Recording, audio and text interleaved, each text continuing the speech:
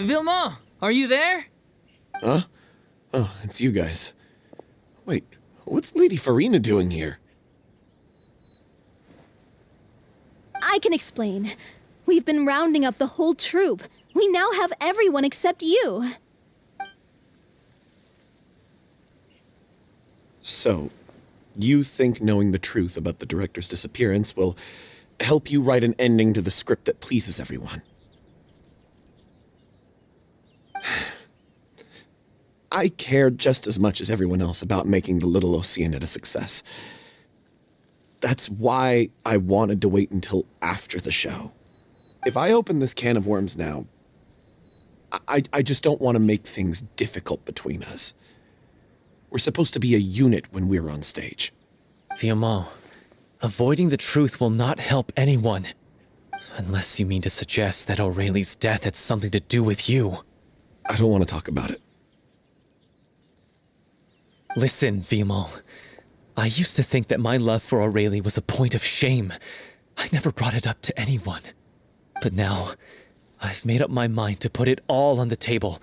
I'm prepared to face everything, to sacrifice everything for the sake of the show.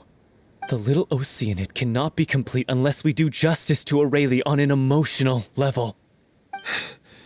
This is why people think of you as not being the smart one. As you all know already, the troupe was kept afloat not from ticket sales, but donations from the audience.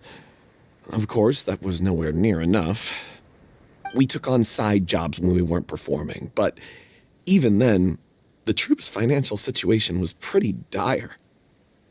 So, anyway, one day after a show, a merchant came to me and offered us a huge sponsorship. In return, we just had to provide the audience with their drinks during performances. It seemed like a win-win, so I said yes to it on the spot without consulting the director. It was only when the merchant came to deliver the goods that I realized the drink in question was synth. Isn't that the drink peddled by the culprit behind the serial disappearances case?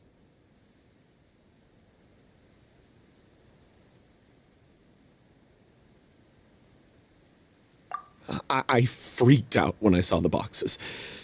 And I told the director everything right away. She was completely shocked as well. But she didn't reprimand me for making the decision without consulting her. Instead, she contacted the merchant and stated that the troupe could not agree to this collaboration. The merchant was furious, berated us for going back on our word, and threatened to sue us for damages. The amount was astronomical. There was no way we'd be able to pay. And then? I was going to sort it on my own, but the director stopped me. She said that this was an issue for the whole troupe and it wasn't my fault. But things only got worse from there. The synth merchant just wouldn't let up, and then suddenly the director told us all to leave the city one day. I knew then that things must have reached a boiling point. I admit this whole thing was my mistake. I didn't dare to tell any of you the truth back then, and after the director disappeared, I was even more afraid to say anything. Yeah, I got Aurelie killed. There, I said it. Happy now? Hey, don't say that. You traitor! You knew Aurelie was in danger. Why in God's name didn't you tell us? What do you mean, you were afraid? This was a life and death situation. We could have saved her! How could you be so stupid? Please, try not to get too worked up. Yeah, listen to him. You need to stay calm. Stay calm? How can I stay calm? This guy got Aurelie murdered! She was the love of my life! And he has the gall to try and high-road us, claiming that he kept his mouth shut for the sake of the show! How about taking some responsibility for what he's done? All I can say is I'm sorry. Truly. I wanted to apologize to everyone in the troupe, but that won't bring back the director. What good is my apology now? I'm just a coward who made an awful, terrible mistake that I can never take back. Beat me up if you want. Kill me if you prefer. It's what I deserve. End my life. So I can meet the director and apologize to her in person. Get out of my sight! Go! Get lost! I don't ever want to see your face again! That's enough!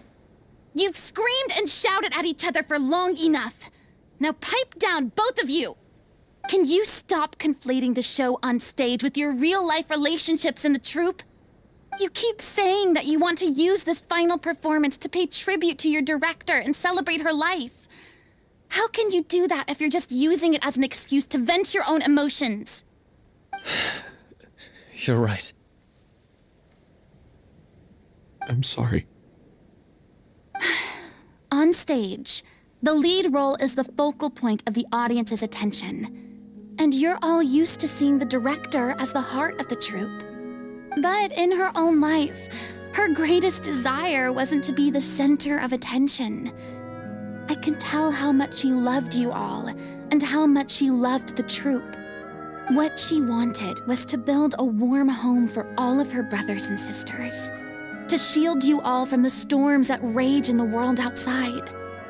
That's how you should remember her, and that's what you should be celebrating. I understand why you're trying to make her the hero of the story, but isn't she your hero already? After everything she did for you? Yeah. So think hard about what that means. And then think again about what you hope to achieve by arguing with each other. If you really hate each other and can't reconcile your differences, then you could just call it quits now. Why bother with the final performance if the group is already fractured? But you can't bring yourself to do that, can you? You care too much about Director Aurilie and the home she built you all to let go. What are you laughing at? I don't see what's so funny. Sorry, I didn't mean it that way. It's just that, for a moment there, it felt like our director was back with us again. If she'd seen Paulo and Vilmant at each other's throats like that, she would have scolded them exactly like you did, in that same stern voice. Really?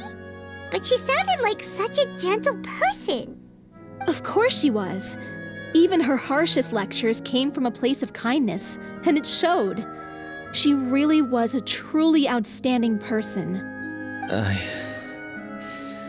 What you said, it really puts everything into perspective. I'm truly sorry.